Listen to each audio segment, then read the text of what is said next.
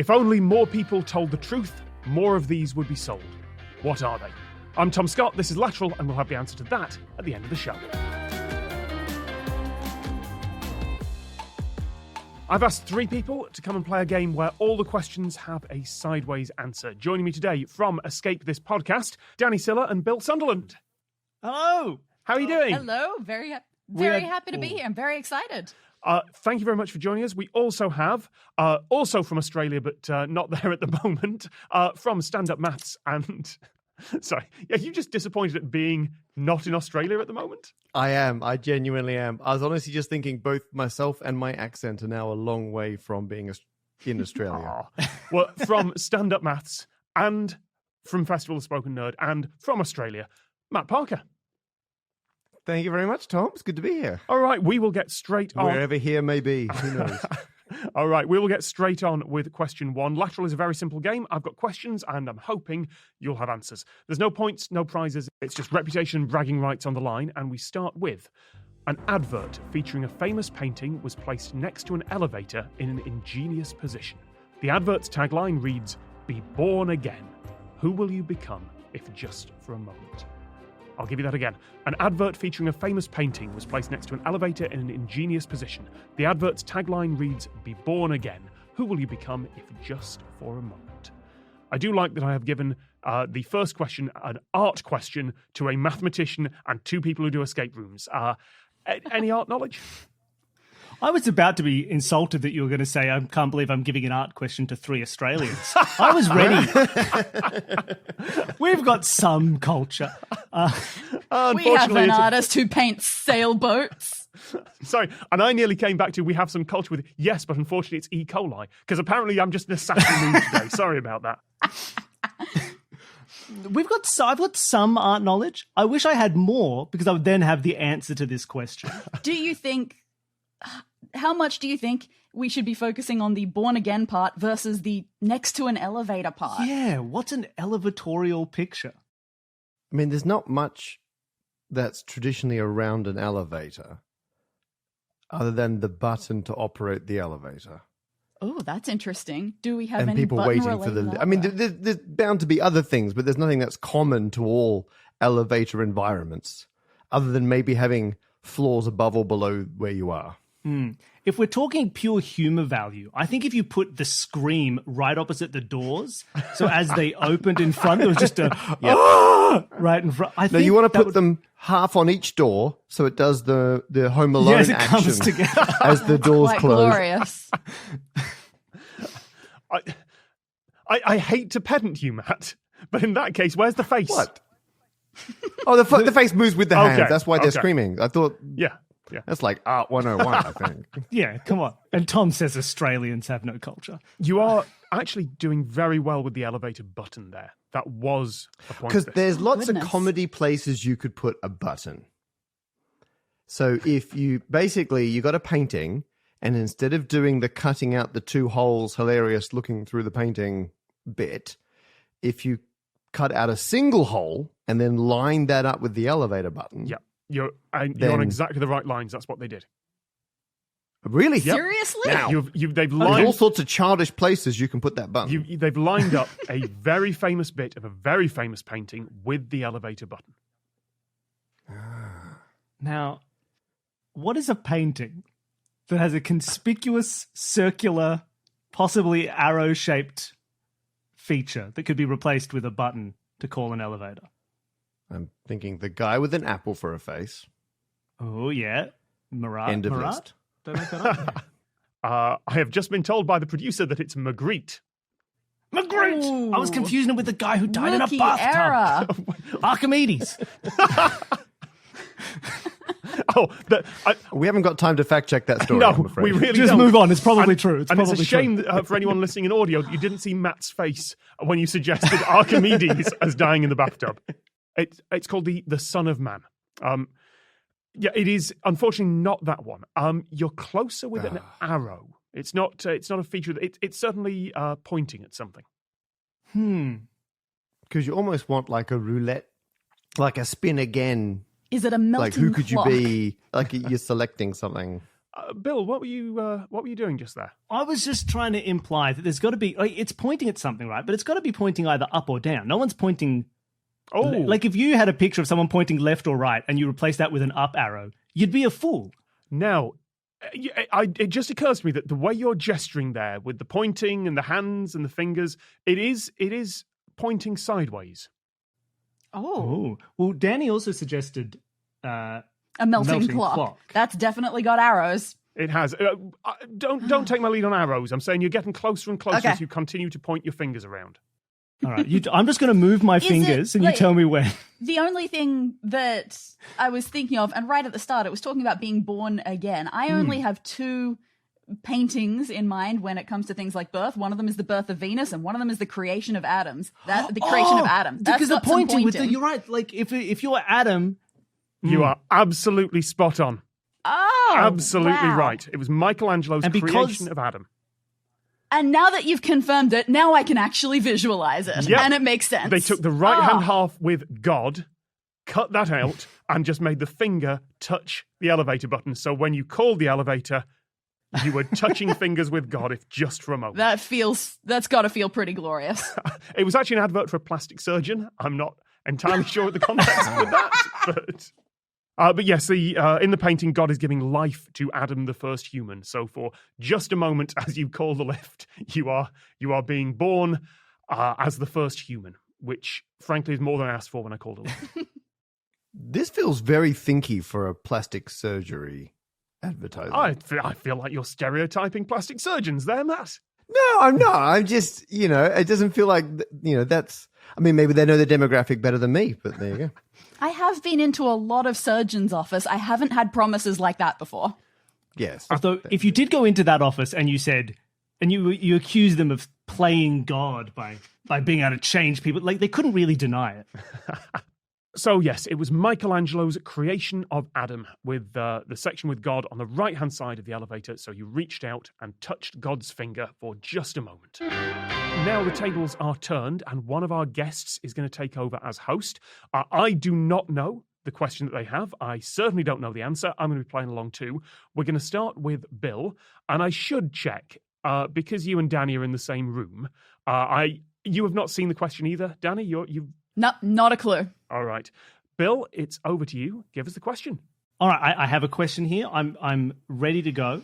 This is a movies question. Excellent. It's a movie themed question. So I'll give you a second to just recenter your head, go away from high art and to movies instead. Police blank blank was accidental. Which two words have been removed from this newspaper headline from a 1993 film? Again, police blank blank was accidental. Which two words have been removed from this newspaper headline from a 1993 film? Academy 4. The whole film was just an accident. It would explain a lot, if I'm being I was honest. going to say that's Or Academy N. that's I mean, more why commit to a number? that's more a mistake than an accident. A newspaper within the film. Yeah, did you say it was Right. from a film? Yes. Okay. Yes, this is not about a film. This is from the film. So this is a newspaper that exists in universe in the film, and we see the newspaper headline: "Police blank blank was accidental." Now, I'm not great at the early 90s era, but I'm trying to think around then. Oh, okay. Silence of the Lambs. I hope not. I just know there's a prop company somewhere in Los Angeles that has like stock newspapers where all the headlines are guaranteed to be, safe and not affecting your movie, and you don't have to clear the rights. So the same newspaper keeps showing up in TV shows and movies and everything like that. There will be a supercut of it somewhere on the internet. I have a great example of that, and that's in the first episode of the TV show Charmed. They have the Mrs. Doubtfire newspaper article. Oh, Wait, because that can't be accidental. how did they? I thought, if I remember Mrs. Doubtfire right, like he's looking round and sees the words doubt and fire. Was it just? He sees like, wait a second, is this it? Have I landed on it? Is it Police Doubtfire? Oh my! Yes, Was accidental? What? Come on! You've done it. Was this just my question? Yeah, I was worried. I was worried as soon as you said it, but yes, that's it. Police Doubtfire was Amazing. accidental. I feel like that was a real team effort, just so we're clear on that. Yeah, sorry, Matt. We stumbled upon that before you had a chance to get a single gag in there. I'm so sorry. That's amazing. That's excellent. Congratulations, Danny. There are no points. I feel like there should be. I didn't see that coming. I'd written 7 individually handcrafted hilarious jokes about films from 1993, but sorry, I won't bother with that's any of the- those now. That's them's fine. the breaks. We'll move on. I would like to point out that, like, that aspect of it, right? That it's like, oh, I need a name. Let me just, it says Doubtfire. I could be Danny does this constantly. I think everyone who does tabletop role-playing GMing does this. Like, the players always make you point out a random stranger in your campaign, say, oh, what's that person's name? And so you just look around and you go, that's Detective Waterbill. Yeah, that is Detective Mike Paper. Yep, got it. Absolutely. Yeah. Yep. Hey, it's me, Mike Paper. I got things to do here. Me and Waterbill are meeting up after this case. Let's get this done. I gotta go home. I'm retiring. No, you've got one more I thought case we were doing before- character work. You've got one more case before retirement. You've just got to get through Okay. that. It seems like a routine case. I But can't it think turned anything's into gonna go the wrong. Murder of Jill Keyboard. Bloody Jill Keyboard. What I don't get, though, is if that prop was made for the movie, which it must have been, surely, did they just Did they give just leave it hanging give around? it to a prop warehouse? I don't know. I mean, there's I a have no idea non-zero how it ended up. chance. Because the name's not important in the plot, is it? It's just a fake name. Pretty much. So Williams could have improvised a different name at the time based on a prop. I mean, And then they Williams, ran with it. like, he was famous for improvising all. So it could have just been that he was picking a different name every time. They're like, well, that's the name of the movie now. Yeah. That's- Yeah, exactly. Every edit was every take was a different thing in the room. Yeah. And also, like, if you put an infinite number of screenwriters with an infinite number of fake newspapers, they're going to write the same headline. So you never know.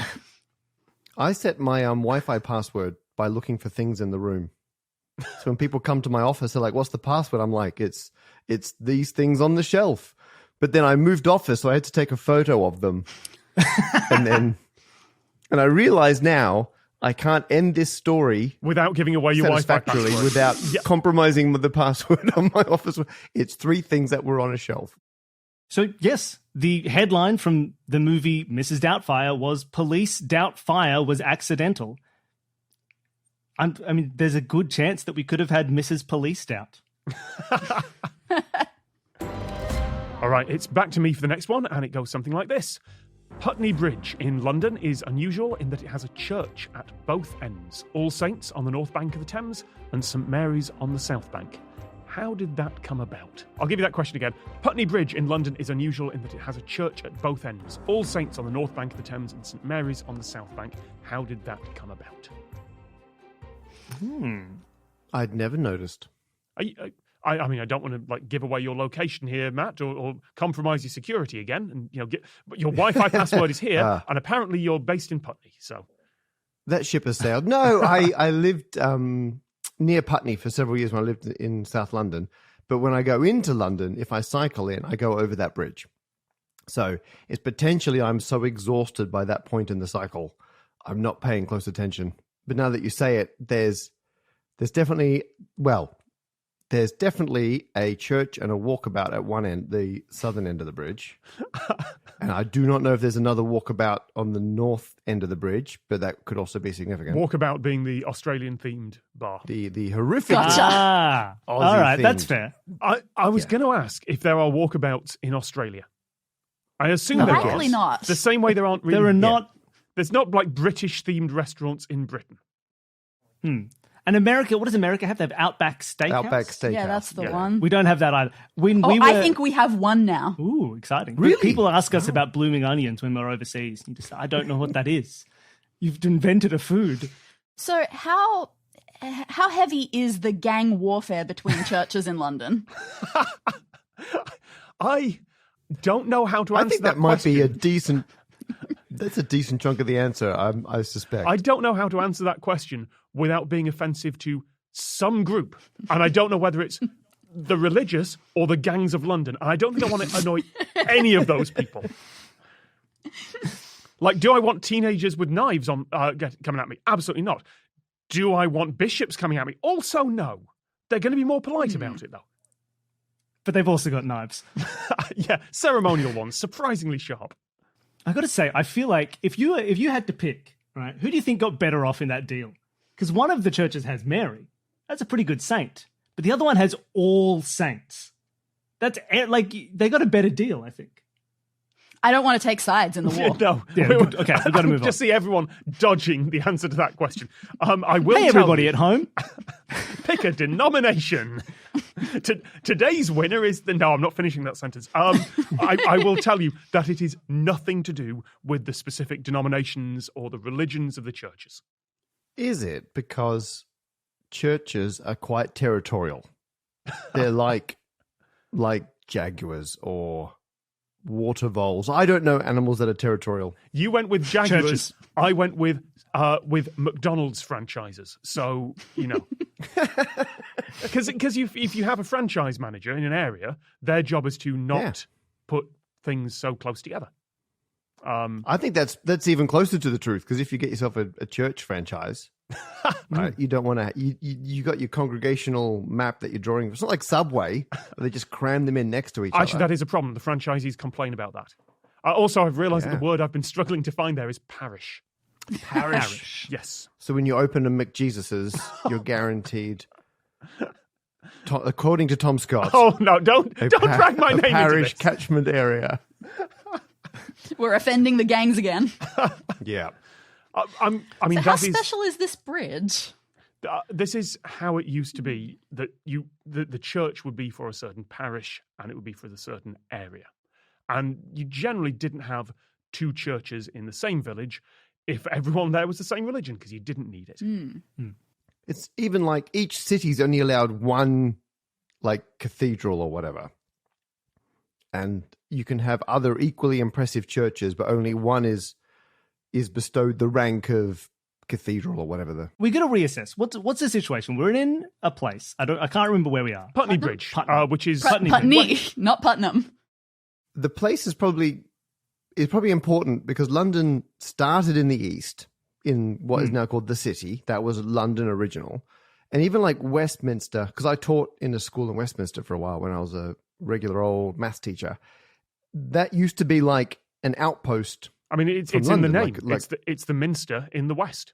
It's the Minster in the West, yeah. And the school I taught at was founded after the Great Fire because suddenly a lot of people moved out from London to the suburbs after the Great Fire, and then they had to build schools and whatnot. And Putney is even further to the west. It's the Westminster of Westminster. And so I imagine originally these were like little villages. You got Putney. Yep. You've got, what's north of that, like Knightsbridge or something in there. Whatever's I can't remember what Chelsea. it is, but you are definitely along the right lines here.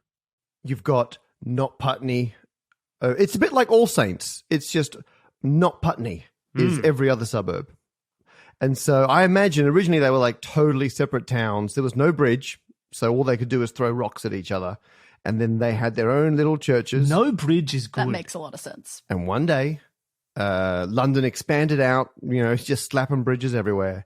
And suddenly they're mere accessible, hundreds of meters apart. That's my... London And so became the city of 100 know- bridges. Exactly. And the people who ran the walkabout were sensible enough to collapse those down into a single location, but not McJesus's. They were like, we've separately got 1,000-year leases on this franchise. We're keeping it. With apologies to every Christian listening, Matt, you've absolutely got it right. Yeah, Hey! spot Nicely on. done. The churches were built before the bridge. It was two separate parishes, two separate congregations, two separate everythings. There was a worship site on the south bank since the 13th century, on the north bank since the 12th. There wasn't a bridge until 1729. And there was a ferry, but that wasn't enough to make them the same place. It is said that there wasn't a bridge for a long time, and then Prime Minister Robert Walpole was making his way back to Parliament, and the ferryman was drinking in a pub on the other side of the river and held up the Prime Minister. And suddenly, a few years later, there was a bridge. In the walkabout is what I've been trying to explain. You know what? I could absolutely believe, because it's London and there will be that history, that the pub the Prime Minister got delayed by is now the walkabout. Matt, we are coming to you for the next question. As before, I've not seen it. I don't know the question. I don't know the answer. No one here does other than the production team. And Matt, it's you. My question, and this is one that I am a big fan of this topic.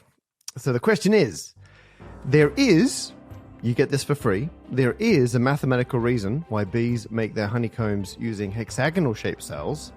The question is, what is that reason? Why are bees such big fans of hexagons? I mean, we all are, but why are bees particularly into I hexagons? know there's a CGP Grey video about this, and I cannot remember There a is. single word of it. I just remember the phrase, hexagons are the bestigans. Are the bestigans? There you Yeah. are, see? And Now, that's it. every time I mention hexagons, That's all in any that context, stuck- everyone yells bestigans Yeah. at me. I can't remember a single word of the rest of that video. I didn't do maths past, like, being a kid. So, all right. I messaged Gray after that and said, thanks a lot. You've tainted hexagons henceforth. I want to say that there's something along that line that something in jumping in my head that bees kind of don't make hexagons. Like they just make they make circles, which when they start to layer, just sort of naturally will compress down and make. But they're just like, I'm a bee. I don't know hexagons. I just put it around me. I make a little circle and it compresses down naturally. Is it I'm something gonna about give them you- having amazing Wait, tessellation? don't interrupt me. He said he's going to give me something. Oh, please. No, I was about to, but Danny is now yoinked. No, No! tessellation, Away from tessellation. Is it the most? It's about tessellation, everybody. Is it the most efficient way to get that number of like honeycomb cells into an area? Yeah, well, okay, so it depends subtly on how you phrase the question, because Bill was absolutely correct. Bees would rather make circles. If you leave bees alone and there's no other honeycomb near them, they will make a circular cell. And by circular cell, I mean like the opening to the tube is a circular and then actually be a cylinder. How did they going back find from that out? Did they just get a single? What they bee? do- Oh, okay. Oh, No, what they get unusual starting conditions, like for honeycomb that would never happen in nature. They artificially make a really weird starting setup, put some bees on it, and then see where they build from there. I'm sorry. I And so just love that- the phrase "put some bees on it," which sounds, I- which reminds me both of just bad advice for life and also "put a donk on it," which is just like, which is a reference that has landed for no one in this call. Never mind. No, I thought you were going to say that was medieval surgery advice. I cannot work today. My legs, I have gout. Put some bees on put it. some You'll be bees fine. on it. Yeah. Now, we're out of leeches, but we have got a recent shipment of bees. You say shipment. They just sort of arrived a while back, and we haven't really wanted to get rid of them. We keep It's the trying. latest and- treatment from Prague. You get bees? I was talking to a beekeeping friend of mine on the weekend, and they get bees. Bees are shipped in the post. Really? Like that's actually another beekeeper I know who happens to be in the same room as me is nodding their head furiously that we happen to be talking about bees. It's true. You order bees in the post, and they are angry. You open it up, and you wanna wait. Do you make them fall asleep first? You like put them in the fridge? No, you just open it and hope for the best. Don't use like bee smoke or something like that. Sorry, Bee I'm smoke? gesturing. It's my favorite Western. It's just I don't do bee smoke. sorry. I have just been completely like nerd sniped by the idea of like how a bee would hold a gun and swivel a 6-shooter to be in a duel at high noon. So Well, fun fact: bees have little pockets. Bees have tiny pockets on them. What? That's true. So you can put a gun, you can holster the... Bees are the best cowboys of the insect kingdom because you can holster the guns in your little leg pockets. The pollen pockets. Bees have little pockets. Now, Matt, I don't want you to repeat anything I say about bees out loud because there's a beekeeper near you who can immediately fact check me. Bees have pockets from the person who brought you Archimedes drowned in the bath. Hey, he didn't say drowned. He just said died. He died. Good point. You're right. I'm adding some narrative flavor to it. No, so bees. He was shot by a bee. Sorry, we were talking about tessellation, Matt. This is your question. Sorry, we were To talking go about... back, so one answer to the question is bees make hexagons because they start with cylindrical tubes, and if you stack them, they become hexagons. Or more accurately, because the wax is pliable, when the bee's making the cylinder, it just pushes out a lot. But there's a bee on the other side of the wax who's like, hey, stop that, and they're pushing back. Aww. It's often the same bee at different points in time because the same bee can be working around. Two bees, maybe the same bee, Or not two bees. separated in time. Yeah. It wasn't you worth say, "Oh, not interrupting two you for that bees"? joke. Sorry. Oh my goodness. Oh, look, an open goal. Sorry, carry on. So two bees, or as I mentioned before, not two bees, one bee separated in time, are pushing the wax backwards and forwards, and the stable structure that you end up with is a hexagon. Now, the tessellation thing is also super important because nature, like, because bees did that, and evolution was like, good work, bees, you get to live, because that is the most efficient way to section space into little areas with the minimal perimeter. The hexagon can't beat it. And bees have been doing this for, millions of years, and we only managed to prove mathematically that is the best arrangement in 1999. So within the last 30 years. We wasted all our time on triangles. I know. We were distracted by the triangles. And so in one sense, the answer is because that's the shape that forms when bees argue over where wax should go. But the answer is also that's just the most efficient way to do it. It gets slightly more interesting when you look at the end of the tube, because if you think about it, you got the opening to the tube as a hexagon, then you got a tube. It's got to end somehow. Does anyone want to have a guess what the other end of the bee tube is? It's a shape we all know and love. Wait, so it's not just the same all the way through? You've got a different shape at the end? Does it turn It's got into to end. chaotic tunnels, or does it splay out? What actually happens is you got tubes coming from both sides of the what do you call the thing in the hive? The thing you lower in. Wait, I'm going to my bee expert. The frame. Frame. That's Excellent. it. Yeah. You got bee tubes, technical phrase, coming from both directions in the frame, and where they meet, they have to form some kind of. One option is just a flat surface, but that's not what happens. They actually form a different shape in the middle. And I'm taking bonus an exact fictitious replica points. of Spaghetti Junction. Close. It's not, is it? No, it's actually. I've actually got it behind me. It's been in shot the whole time. There it is. If you were looking at the webcam version, it's a rhombic dodecahedron. Here we go. Ooh. This is going to be. See, it was a clue. You just had to look in the background. The hints were there, people. So they form a rhombic dodecahedral shape. So they end like that, like a pointy bit of a rhombic dodecahedron, which for people listening is just a bunch of rhombuses that meet in a point, basically. And this is not the most efficient way to do it. There are better ways of doing it. It's got style. It's got style. And so this is the counterpoint to bees are doing maths. Because if they were, they'd use something better, like a truncated octahedron. But they're not. They're just pushing wax around. So they've ended up with the pretty good, but not perfect, rhombic dodecahedron. Although it is my favorite of all the dodecahedra. So there you go. Another one for you then.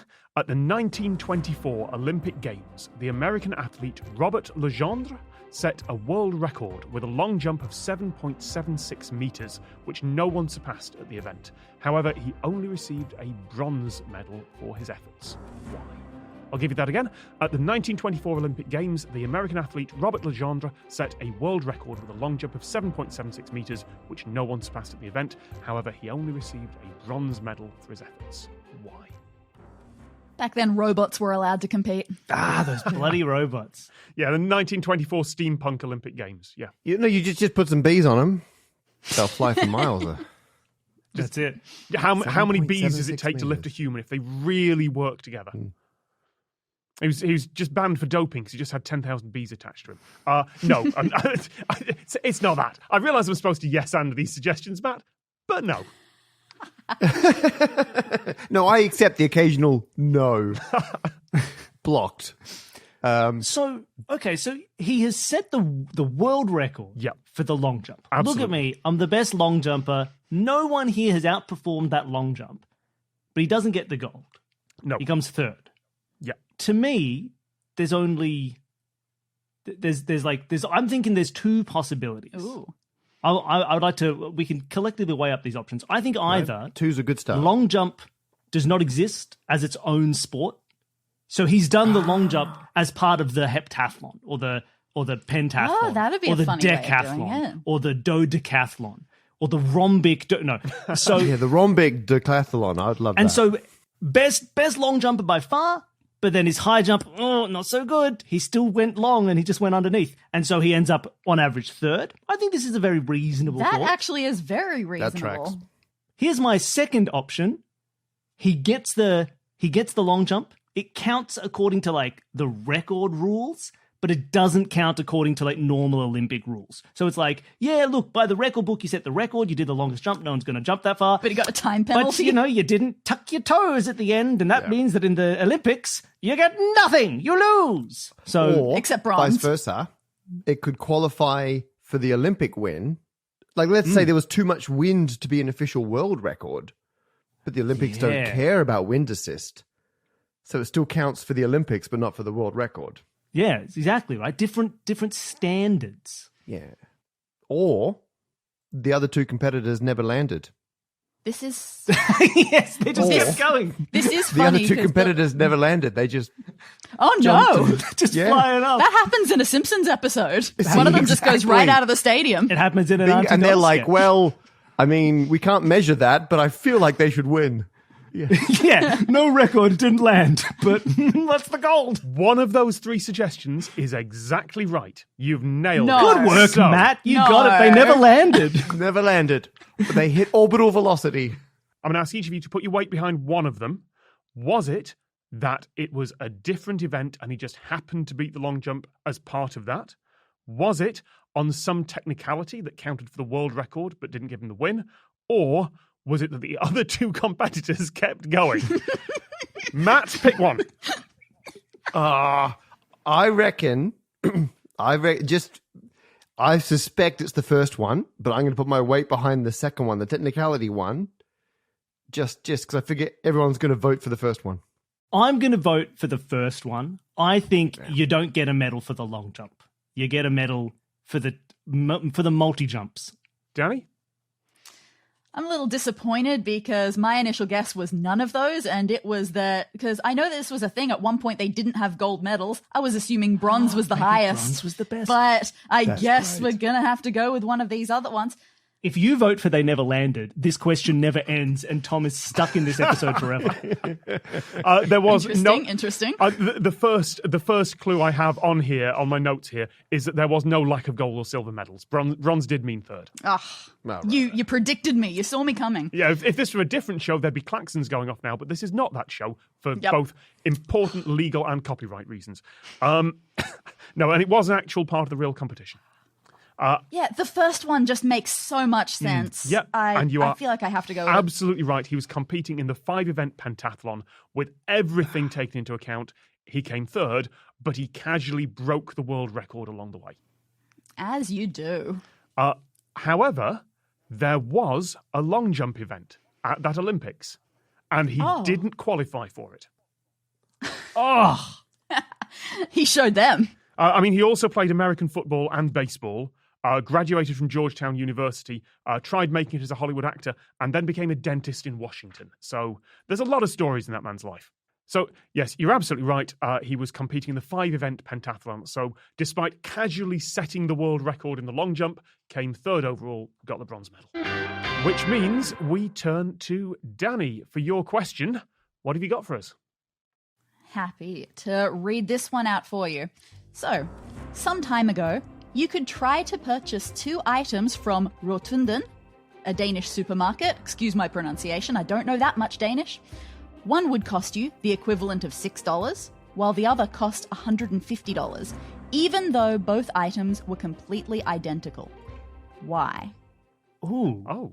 Okay. So we're going. What was this? Where are we buying this from? So, What some time was the ago, shop? you could try to purchase 2 items from Rotunden, a Danish supermarket. Okay. One would cost you the equivalent of $6, while the other cost $150, even though they're completely identical. It's the new special Danish offer: buy one, get another at an enormously inflated price. That's buy one, get one for 90 times the price. That's how they get you. Yeah. Okay, so both items are completely identical. How much was the second one? About $150. $150. So yeah, 25 times more expensive.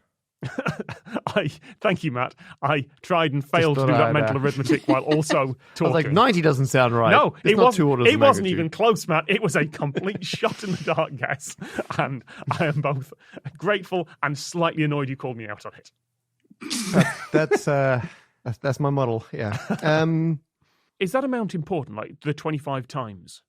I wouldn't have thought so specifically, just that it was greatly more. There's 2 options here.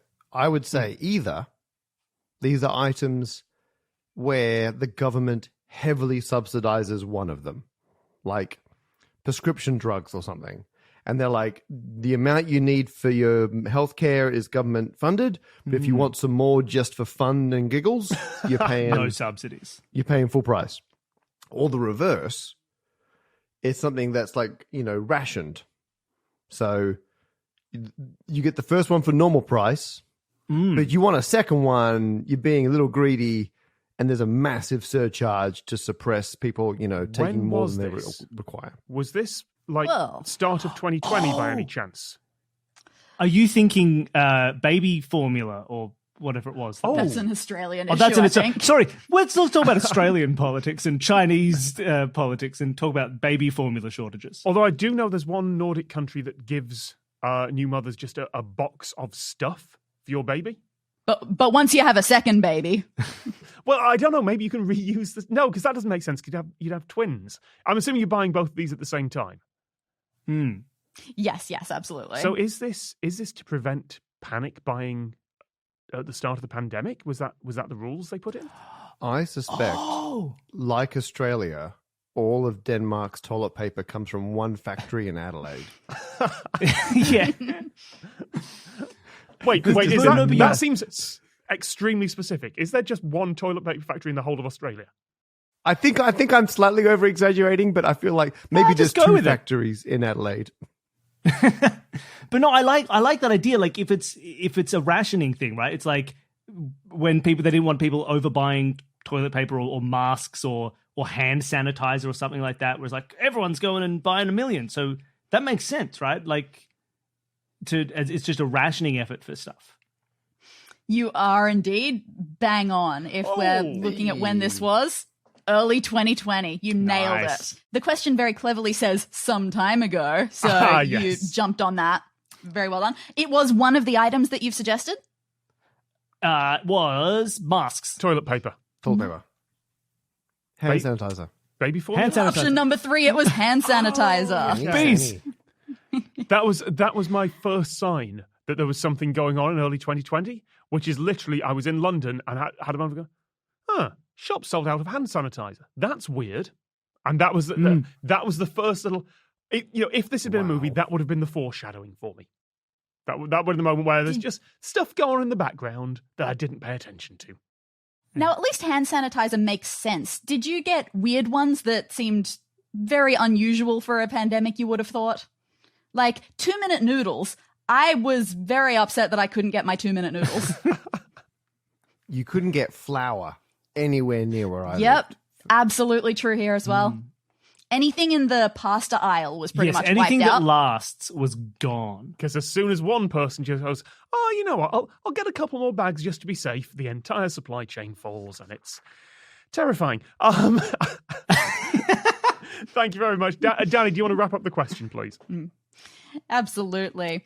You're quite right. So fed up with people hoarding hand sanitizer at the height of the pandemic, this supermarket put up a sign saying first bottle of hand sanitizer costs 40 Danish kroner and all the subsequent ones that you bought, 1,000 Danish kroner. I wonder how they policed that. At some point, someone must have been going in. You know what? Go in. Fake moustaches were also 1,000 Danish kroner. That's how they get you. Go in, buy some hand sanitizer, come back 5 minutes later, buy some hand sanitizer, come back 5 minutes later. I'd like to return these 2 bottles of hand sanitizer. Oh, Tom knows how to game the system. That's the real lateral thinking. Finally then, at the start of the show, I asked this question. If only more people told the truth, more of them would be sold. What are they? Very quickly, anyone on the panel have some thoughts before I give the audience the answer? Treatments for sexually transmitted diseases. You know what? That is not on my card, but I will accept that answer. That is... Wow. I don't like sold in that question because I'm from the UK and that implies a much darker future. But you know what? I will accept that answer. Danny or Matt? I was going to say cans of deodorant in a similar... And what kind of things do people lie about? Copies of 1984 that no one has read because they keep pretending they've read it. The answer is birthday candles. If more people are honest about their age for employment or anything like that, you'll sell a few more candles. That is our show. Thank you very much. Bill and Danny, please tell the audience, where can they find you? What do you do? Look, we make a show called Escape This Podcast, where we have guests on to play through audio escape rooms that we create, a new one every 2 weeks. You can check that out at escapethispodcast.com. Why not go back to the start of the year and find the episode that Tom Scott was on, where he tried to save his friend's ailing farm? And Matt, how about yourself? What have you got going on? I got a podcast called A Problem Squared, where myself and comedian Beck Hill solve listeners' problems. People send in a problem, we will solve it. And I'm dabbling with this whole YouTube thing. So if you're into maths, check that out. Congratulations on the 1 million subscribers there. It's Oh, thank you. That's our show for today. Thank you very much to all our guests. Well done to everyone for surviving that onslaught. If you want to know more about the show or want to submit an idea for a question, the website is lateralcast.com. You can find us at lateralcast basically everywhere, and you can watch the latest video highlights at youtube.com/lateralcast. Thank you very much to Bill and Danny from Escape This Podcast. Thank you. Thank you very much to Matt Parker. Yes, thank me. I'm Tom Scott, and this has been Lateral. See you next time.